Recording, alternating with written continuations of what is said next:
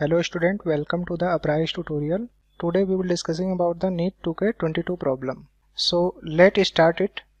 Here given problem is match list first with list second. List first is given drug classes and list second is given drug molecule. Okay. Drug classes में दिया गया है antacid, antihistamines, analgesic, antimicrobial and drug molecules में दिया गया है salvarsan, morphine, cimetidine and सेल्डेन.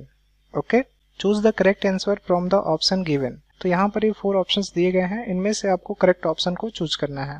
तो हम लोग इसमें ड्रग्स क्लासेस के बारे में पढ़ेंगे कि एंटाएसिड ड्रग्स क्या होते हैं, एंटीहिस्टामिन्स ड्रग्स क्या होते हैं, एनाल्जेसिक ड्रग्स क्या होते हैं, एंटीमाइक्रोबियल ड्रग्स क्या होते हैं. ठीक है, तो फर्स्ट हम लोग एंटाएसिड के बारे में पढ़ेंगे. एंटाएसिड क्या होते हैं?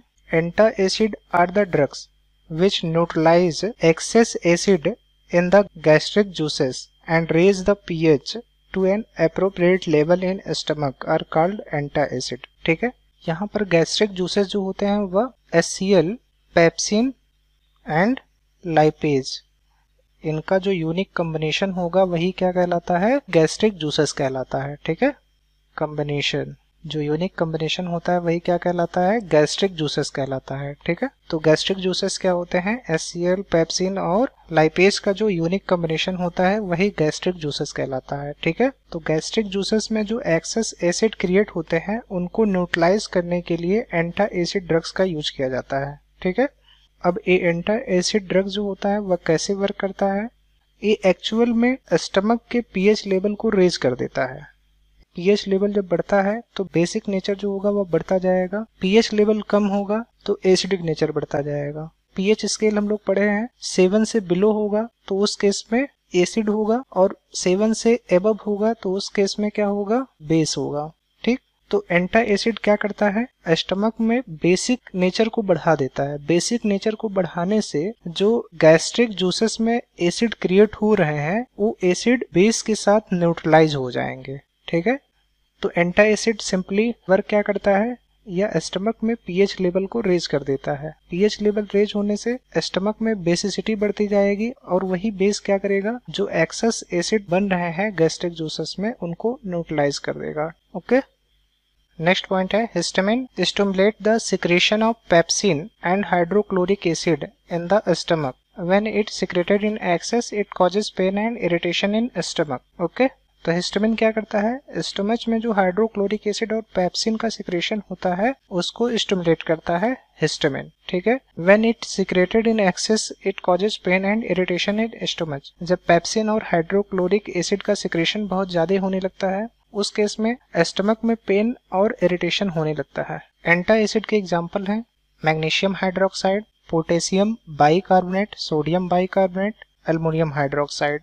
ये बेसिक नेचर के होते हैं और हम लोग जानते हैं बेस जो होते हैं वह एसिड को न्यूट्रलाइज कर देते हैं, इसलिए इनका यूज किया जाता था. अब इनका यूज बहुत कम किया जाता है क्योंकि इनका बहुत ज्यादा साइड इफेक्ट होता था. ठीक है, इनके प्लेसेस पर कुछ और भी एंटाएसिड हैं जिनका यूज किया जाता है, जैसे ओमेप्राजोल, लांसोप्राजोल, सिमेटिडीन. सिमेटिडीन को मार्केट में टैगमेट के नाम से जाना जाता है. ठीक है, एंड रेंटिडीन जिसे मार्केट में जाइंटेक के नाम से जाना जाता है.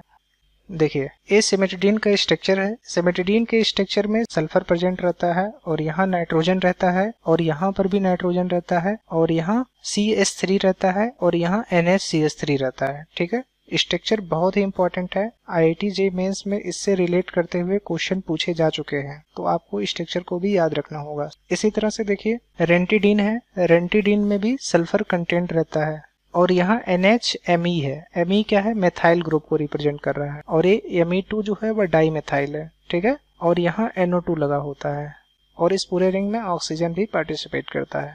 ठीक, तो सिमेटिडीन हुआ, रेंटिडीन हुआ, इन दोनों में सल्फर कंटेंट रहता है. इसी तरह से हिस्टामिन जिसके कारण पेप्सिन और हाइड्रोक्लोरिक एसिड का सिक्रेशन होता है, उसका स्ट्रक्चर भी यहाँ दिखाया गया है. हिस्टामिन में यहाँ NH2 प्रेजेंट रहता है और इस पूरे रिंग में 2 नाइट्रोजन भी प्रेजेंट रहते हैं. ठीक है, इसमें कोई भी सल्फर आइटम कंटेंट नहीं रहता है. ये ड्रग्स क्लास में एंटाएसिड है. एंटाएसिड में कौन सा ड्रग मॉलिक्यूल्स आएगा? तो वह होगा सिमेटिडीन. ठीक है, तो ए का जो होगा वह 3rd होगा. क्लियर है? अब हम लोग एंटाएसिड से रिलेट करते हुए कुछ क्वेश्चंस बने हैं जो कि IIT JEE मेंस में पूछे गए हैं, उनको भी हम लोग सॉल्व करते हुए चलेंगे, ठीक है। क्वेश्चन दिया गया है which of the following compound does not contain sulphur atom. एक question IIT JEE mains 2K22 में पूछा गया है, ठीक है। ऑप्शंस दिए गए हैं सिमेटिडीन, रेंटिडीन, हिस्टामाइन, सेक्रीन, ठीक है। हम लोग जानते हैं सिमेटिडीन जो होता है उसमें सल्फर कंटेंट रहता है और रेंटिडीन में भी सल्फर कंटेंट रहता है, बट हिस्टामिन जो होता है इसमें कोई भी सल्फर एटम कंटेंट नहीं रहता है। तो ऑप्शन नंबर सी जो होगा वही सही होगा। सेक्रीन जो है इसमें भी सल्फर एटम कंटेंट रहता है। सेक्रीन का यहाँ स्ट्रक्चर दिखाया गया है, तो सेक्रीन जो होता है उसमें भी सल्फर एटम कंटेंट रहता है, ठीक।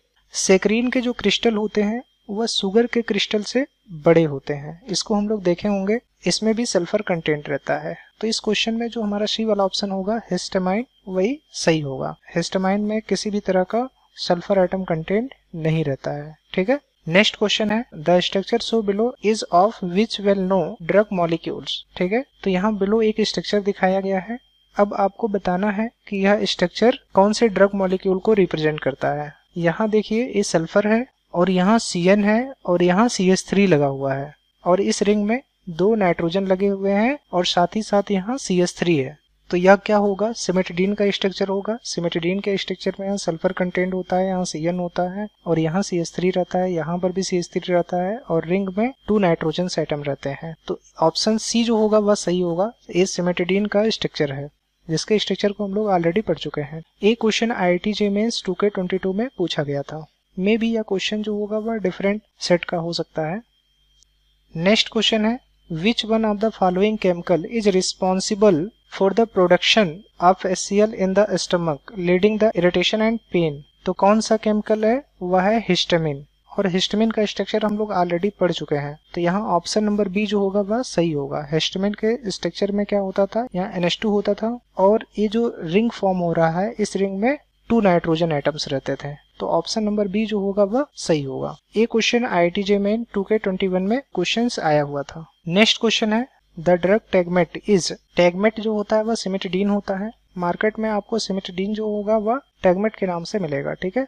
किसी मेडिकल स्टोर पर अगर आप जाएंगे और कहेंगे सिमेटिडीन चाहिए तो आपको वह टैगमेट देगा, ठीक है। टैगमेट जो होता है वह सिमेटिडीन का ही ब्रांड नेम है। ये सब क्वेश्चंस जो है IIT JEE मेंस 2K22 के डिफरेंट सेट के क्वेश्चंस हैं, ठीक है। इसमें आपको बताना है कौन सा स्ट्रक्चर सिमेटिडीन या कह सकते हैं टैगमेट स्ट्रक्चर को रिप्रेजेंट कर रहा है, ठीक है। तो हम लोग जानते हैं सिमेटिडीन जो होता है उसमें सल्फर कंटेंट होता है, तो ये पहला वाला तो नहीं होगा। सेकंड वाला जो है वह रेंटिडीन का स्ट्रक्चर है, इस स्ट्रक्चर को ऑलरेडी हम लोग देख चुके हैं। और थर्ड वाला जो है इसमें सल्फर कंटेंट है, साथ ही साथ यहाँ CH3 है और इस रिंग में 2 नाइट्रोजन एटम है और यहाँ पर नाइट्रोजन है और यहाँ नाइट्रोजन है और यहाँ नाइट्रोजन के साथ CH3 भी ऐड है। तो ऑप्शन सी ही क्या होगा, हमारा सही होगा। तो यह स्ट्रक्चर जो होगा वह सिमेटिडीन का स्ट्रक्चर है, या कह सकते हैं कि यह जो स्ट्रक्चर है वह टैगमेट का स्ट्रक्चर है। आया समझ में।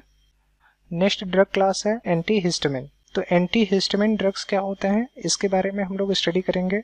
The drug which diminish the main action of histamine, bracket में दिया गया है chemical substance which causes allergic reaction in the body, यहाँ ब्रैकेट क्लोज है, release in the body and दस प्रिवेंट द एलर्जिक रिएक्शन, ठीक है। बॉडी में कुछ ऐसे भी केमिकल सब्सटेंस होते हैं जिनके कारण एलर्जिक रिएक्शन होने लगता है, तो उन एलर्जिक रिएक्शन को डिमिनिश करने के लिए हम लोग एंटी हिस्टामिन ड्रग्स का यूज करते हैं। एंटी हिस्टामिन ड्रग्स करते क्या है, वह एलर्जिक रिएक्शन को ब्लॉक कर देते हैं, जिससे एलर्जिक रिएक्शन क्या होता है, रुक जाता है। इसका अगला पॉइंट है these are also anti allergic drugs. Anti histamine drugs को हम लोग एंटी एलर्जिक ड्रग्स भी कहते हैं, ठीक है। इसके एग्जाम्पल हैं डिफेनहाइड्रामाइन, जिसे हम लोग बेनाड्रिल के नाम से भी जानते हैं। अगला है फेनरामाइन मेरेट, जिसे हम लोग एविल के नाम से भी जानते हैं। नेक्स्ट है ब्रोमफेनरामाइन है, जिसे हम लोग डिमटेप के नाम से भी जानते हैं। नेक्स्ट है टर्फेनाडीन, जिसे हम लोग सिल्डेन के नाम से भी जानते हैं, ठीक है। यहाँ सिल्डेन जो है वह एंटी हिस्टामिन्स का एग्जाम्पल है, ठीक। तो हम लोग नीट वाले क्वेश्चंस की तरफ बढ़ते हैं। एंटी हिस्टामाइंस, एंटी हिस्टामाइन में कौन सा ड्रग्स आता है, तो वह होगा सिल्डेन। आया समझ में। अब ये जो एग्जाम्पल दिए गए हैं इनका हम लोग स्ट्रक्चर भी देख लेते हैं। इसके स्ट्रक्चर भी बहुत ही इंपॉर्टेंट है। देखिए ये स्ट्रक्चर है टर्फेनाडीन, जिसे हम लोग सिल्डेन भी कहते हैं। नेक्स्ट है फेनरामाइन मेलेट का स्ट्रक्चर है, जिसे हम लोग मार्केट में एविल के नाम से जानते हैं। अगला स्ट्रक्चर है डिफेनहाइड्रामाइन का, जिसे हम लोग बेनाड्रिल के नाम से जानते हैं। बेनाड्रिल जो होता है मार्केट में जो है इसका कफ सिरप आता है, कुछ इस तरह से कफ सिरप होता है। इसका यूज हम लोग कफ या रनी नॉइज के लिए करते हैं, इची के लिए करते हैं या स्नीजिंग के लिए करते हैं। मोस्टली यह सिरप जो होता है वह कफ के लिए ही यूज किया जाता है। यह है बेनाड्रिल, ठीक है। नेक्स्ट है ब्रोमफेनरामाइन, जिसे हम लोग मार्केट में डिमटेप के नाम से भी जानते हैं। तो डिमटेप का देखिए स्ट्रक्चर होता है, इसमें यहाँ ब्रोमीन प्रेजेंट होता है, यहाँ एक बेंजीन रिंग होता है और यहाँ ये नाइट्रोजन होता है और नाइट्रोजन के साथ यहाँ CH3 और CH3 प्रेजेंट होते हैं, ठीक है। इस टॉपिक से रिलेट करते हुए कुछ क्वेश्चंस कॉम्पिटिशन्स में पूछे गए हैं, उसको भी हम लोग देखते हैं। The following molecule act as an, ये मॉलिक्यूल का स्ट्रक्चर दिया गया है और इस स्ट्रक्चर का नाम है ब्रोमफेनरामाइन, जिसे हम लोग डिमटेप के नाम से भी जानते हैं। ऑप्शंस दिए गए हैं anti depressant, antiseptic, antibacterial, antihistamine. यह जो मॉलिक्यूल होता है वह एंटीहिस्टामिन मॉलिक्यूल्स होता है, ठीक है, जिसको हम लोग एंटीहिस्टामिन टॉपिक में कवर किए हैं। यहाँ पर देखिए स्ट्रक्चर यहाँ दिखाया गया है डिमटेप का। तो ये मॉलिक्यूल का जो स्ट्रक्चर दिखाया गया है एंटीहिस्टामिन ड्रग्स में आता है, ठीक है। ऑप्शन डी ही हमारा सही होगा, ठीक है। ये question IIT JEE mains 2K20 में पूछा गया है, ठीक है। नेक्स्ट टॉपिक है एनाल्जेसिक। एनाल्जेसिक ड्रग्स क्या होते हैं? They are pain relieving drugs, means यह पेन को क्या करते हैं, कम कर देते हैं। इसके भी 2 टाइप्स हैं। पहला है नारकोटिक और एडिक्टिव ड्रग्स। नारकोटिक ड्रग्स क्या होते हैं? This drugs produce sleep and unconscious. Unconscious means होता है बेहोशी छा जाना, ठीक है। ये ड्रग्स जो होते हैं वह स्लीप को प्रोड्यूस करते हैं और अनकॉन्शियस को प्रोड्यूस करते हैं, मीन्स इस ड्रग्स को लेने के बाद आप बेहोश भी हो सकते हैं। These are habit forming drugs. एक ऐसे ड्रग्स होते हैं हैबिट फॉर्मिंग ड्रग्स होते हैं, मीन्स इन ड्रग्स को रेगुलर लेना पड़ता है, ठीक है। इसके एग्जाम्पल हैं कोडीन, मॉर्फिन, अगला है पैथिडाइन हाइड्रोक्लोराइड, मेथाडोन एंड हीरोइन। और सेकंड जो होते हैं वह नॉन नारकोटिक ड्रग्स होते हैं, जिन्हें हम लोग नॉन एडिक्टिव ड्रग्स भी कहते हैं। एक इस तरह के ड्रग्स होते हैं these are non habit forming chemical which reduce mild to moderate pain such as headache, toothache, muscle and joint pain. Non narcotic drugs जो होते हैं ये हैबिट फॉर्मिंग ड्रग्स नहीं माने जाते हैं, मीन्स इनको आपको रेगुलर नहीं लेना पड़ेगा। ये एक ऐसे ड्रग्स होते हैं जो मॉडरेट पेन के लिए यूज किए जाते हैं। जो हल्के पेन हुआ, सर दर्द हो रहा है, दांत दर्द हो रहे हैं, कोई मसल दर्द कर रहा है, कोई बोन्स का ज्वाइंट है वहाँ पेन हो रहा है, तो उस केस में हम लोग नॉन नारकोटिक ड्रग्स का यूज करते हैं। This drug do not produce sleep and unconscious, means आप अगर नॉन नारकोटिक ड्रग्स को लेते हैं तो वह किसी तरह का स्लीप प्रोड्यूस नहीं करेगा, मीन्स आपको नींद नहीं आएगा और ना ही आपको अनकॉन्शियस फील होगा, ठीक है।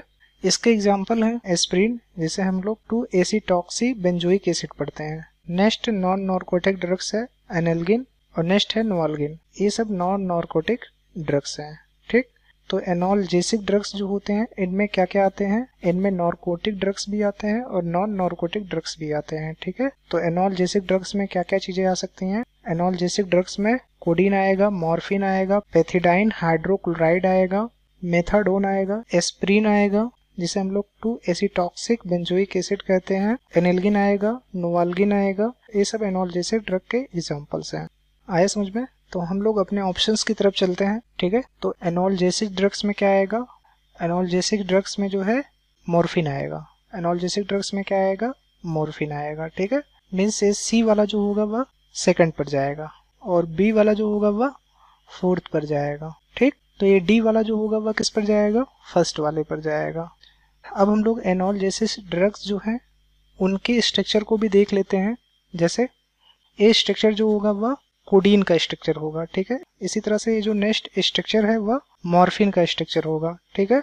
नेक्स्ट स्ट्रक्चर जो होगा वह हीरोइन का स्ट्रक्चर होगा, ठीक है। तो हीरोइन का जो स्ट्रक्चर होगा ये यहाँ पर दिखाया गया है, ठीक। ये जो होगा वह एस्प्रिन का स्ट्रक्चर होगा। ये बहुत इंपॉर्टेंट है। एस्प्रिन के स्ट्रक्चर में यहाँ पर भी ऑक्सीजन रहता है और यहाँ पर भी ऑक्सीजन रहता है और इसमें ये पूरा क्या है? COOH ग्रुप है, ठीक। नेक्स्ट स्ट्रक्चर है मेथाडोन। नेक्स्ट है पैथिडाइन। इससे रिलेट करते हुए कुछ क्वेश्चंस हैं। जैसे यहाँ एक क्वेश्चन दिया गया, the compound is used as. एक कंपाउंड किसका है? एस्प्रिन का है, ठीक है। और ये क्वेश्चन AIEEE 2K2 में पूछा गया है। इसमें 4 ऑप्शंस दिए गए हैं। अब ये पूछा गया है कि ये जो कंपाउंड है ये एंटीसेप्टिक है, एंटीबायोटिक है, एनोल्जेसिक है, पेस्टिसाइड है। तो ये क्या है? एनोल्जेसिक होगा।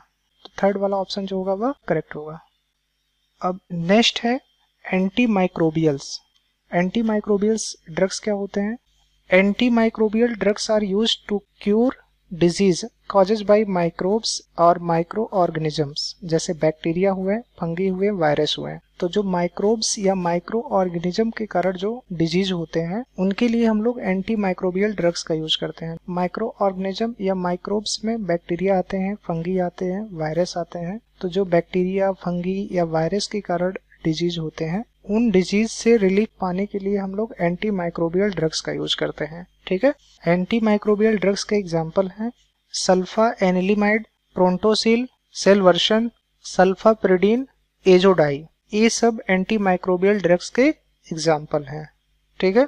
अब इनके स्ट्रक्चर को भी हम लोग देख लेते हैं। ये स्ट्रक्चर जो है वह एजोडाई का स्ट्रक्चर है। ये जो स्ट्रक्चर दिया गया है वह सेलवर्शन का स्ट्रक्चर है। ठीक है। नेक्स्ट स्ट्रक्चर है सल्फाप्रिडीन। नेक्स्ट स्ट्रक्चर है सल्फा एनिलामाइड और नेक्स्ट स्ट्रक्चर है प्रोंटोसिल। तो हम लोग कंप्लीटली एंटी माइक्रोबियल ड्रग्स के बारे में पढ़ चुके हैं। ठीक है।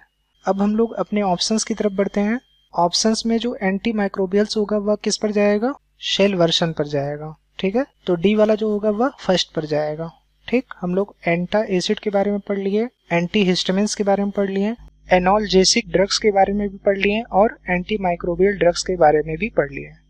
अब हम लोग ऑप्शंस की तरफ बढ़ते हैं। तो फर्स्ट ऑप्शन जो दिया गया है उसमें ए जो है वह थर्ड पर जा रहा है, बी जो होगा वह फोर्थ पर जा रहा है, सी जो है वह सेकंड पर जा रहा है और डी जो है वह फर्स्ट पर जा रहा है। तो हाँ, ऑप्शन फर्स्ट जो होगा वह सही होगा। ऑप्शन सेकंड दिया गया है ए वाला जो है वो फर्स्ट पर जा रहा है, तो ये नहीं होगा। ए वाला किस पर जाना चाहिए? थर्ड पर जाना चाहिए। इसी तरह से ऑप्शन नंबर थर्ड जो दिया गया है उसमें ए जो है वो फोर्थ पर जा रहा है, तो ये भी नहीं होगा। ऑप्शन नंबर 4 जो दिया गया है उसमें ए जो है वह थर्ड पर जा रहा है, तो हाँ ये सही है। बट बी वाला जो है वह सेकंड पर जा रहा है, जबकि बी वाले को किस पर जाना चाहिए?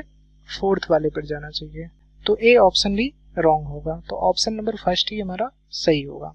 वीडियो थोड़ा लेंथी हो गया है बट इसमें एंटा एसिड, एंटी हिस्टामिन, एनोल्जेसिक और एंटी माइक्रोबियल टॉपिक, ये सब टॉपिक हम कवर कर दिए हैं और इनके जो ड्रग मॉलिक्यूल्स हैं उनको भी हम लोग देख लिए हैं और कुछ इम्पोर्टेंट ड्रग मॉलिक्यूल हैं उनके स्ट्रक्चर को भी हम लोग देख लिए हैं। आने वाले समय में इससे रिलेट करते हुए IIT JEE और नेट में क्वेश्चंस पूछे जा सकते हैं। ठीक है। आई होप आपको ये पूरा समझ में आ गया होगा। So thank you.